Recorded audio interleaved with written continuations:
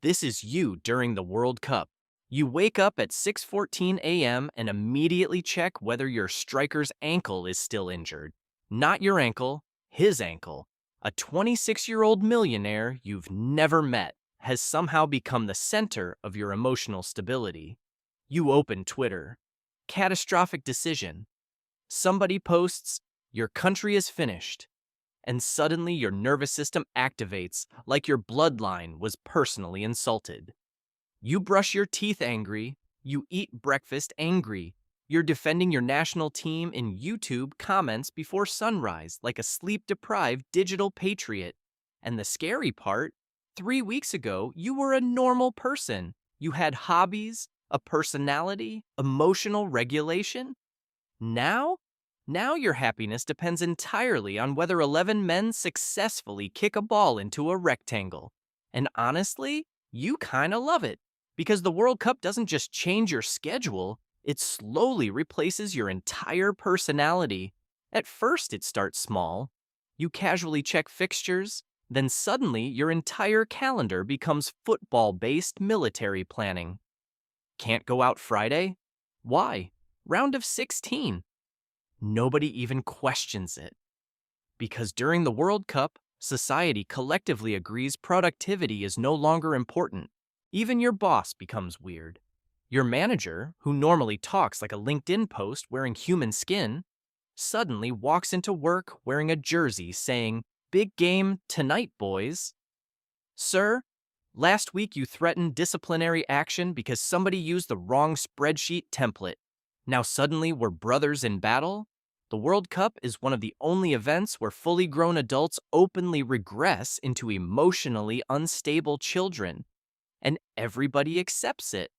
Actually, no. Everybody encourages it. That's the beautiful part. Modern adult life is exhausting. Everything's controlled, professional, filtered. You're supposed to act emotionally balanced all the time. But during football, you're allowed to completely lose your mind. You can scream, cry, hug strangers, develop temporary anger issues because your defense line forgot how marking works. It's socially acceptable emotional collapse, and somehow that feels therapeutic. But then the tournament progresses, and that's where the real psychological damage begins. Because your brain slowly stops seeing the national team as a group of athletes. Now it becomes us. Psychologists actually have a term for this: burgeoning, basking in reflected glory. Basically, your brain steals achievements it had absolutely nothing to do with. Your striker scores? Your confidence increases. Your country wins? You suddenly walk differently at work the next day. Your team loses? You stare at the ceiling like a divorced father in a motel room. And it gets worse the deeper the tournament goes. At first, matches are fun. Then suddenly, your entire nervous system becomes nationally dependent. Sleep schedule? Destroyed. Eating habits? Primitive. Mental health? Now sponsored by international football associations. You start doing things that would deeply concern psychologists. You become superstitious immediately. We scored when I sat here.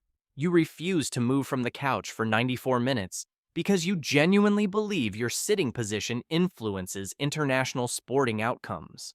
You stop wearing certain hoodies because we lost against Croatia in this.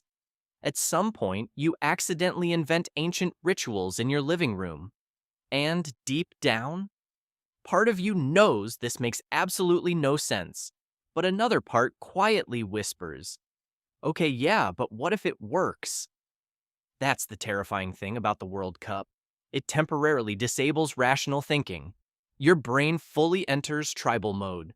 Humans are actually wired for this. Your brain loves belonging to groups. That's why football fans temporarily transform into tiny emotional civilizations. You suddenly develop intense emotional opinions about countries you normally never think about. A referee from Portugal ruins one evening, and now you're spiritually suspicious of the entire Iberian Peninsula. Completely irrational, yet emotionally understandable. And then social media enters the situation. which immediately turns everything into mass psychosis. Because now everybody becomes a football expert overnight. Your friend Kevin, who once got out of breath putting on socks, suddenly starts analyzing tactical formations like a retired Italian manager. People begin saying things like, the midfield lacks structure, they need more width. Poor transition defense. Brother, you used Google Maps to leave your own neighborhood last week. Relax. And somehow the loudest analysts are always the least emotionally stable people online. A man named FootyKing_XX with an anime profile picture and an active gambling addiction is now tweeting, "This generation lacks mentality." Sir, you've lost $400 betting on corner kicks. Please sit down. But this is what collective obsession does to humans. Everybody slowly starts mirroring each other. Same emotions, same panic, same screaming, same emotional breakdowns during penalties. And penalties are not sports. Penalties are psychological warfare disguised as entertainment. Your entire body shuts down. Nobody breathes. The room temperature changes. People suddenly become religious despite not praying since childhood. You whisper, "Please God," as if the creator of the universe paused existence specifically to help your left winger finish near post. And if your team misses, actual physical pain, like genuine heartbreak. You walk around the house afterwards, opening the fridge repeatedly, like cold air contains emotional answers.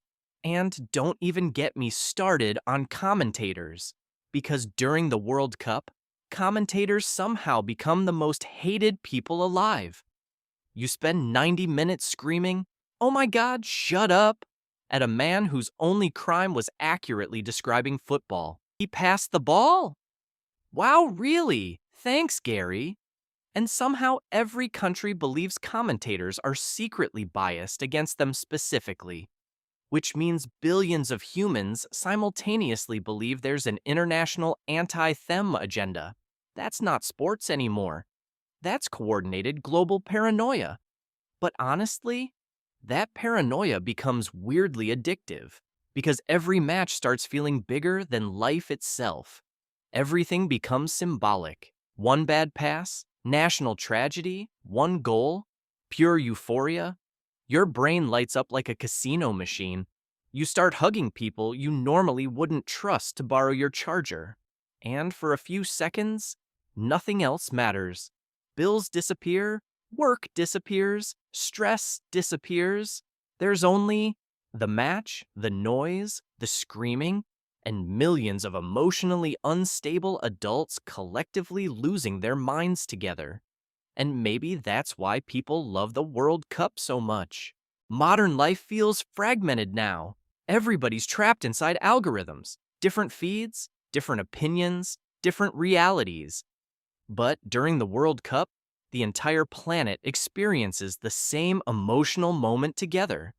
One goal happens, and suddenly apartment buildings explode with screaming. Cars start honking outside. Group chats die and resurrect within seconds. Your uncle suddenly types in all caps like he's communicating from a battlefield. Millions of strangers feel the exact same emotion at the exact same time. Humans almost never experience collective emotion anymore. And maybe that's why the World Cup feels bigger than football, because for 1 month, loneliness temporarily disappears. You belong somewhere, even if that place is just thousands of emotionally unstable adults yelling at televisions while emotionally negotiating with referees. And then suddenly, it ends. No more matches, no more tension, no more emotional cardiac events on Tuesday evenings. You wake up the next morning and everything feels strangely empty. Your jersey goes back into the closet. Your sleep schedule slowly repairs itself. Your personality stabilizes, mostly. Then 4 years pass. You hear the World Cup anthem again, and instantly, your brain goes, "Oh yeah, time to become psychologically unwell about football again."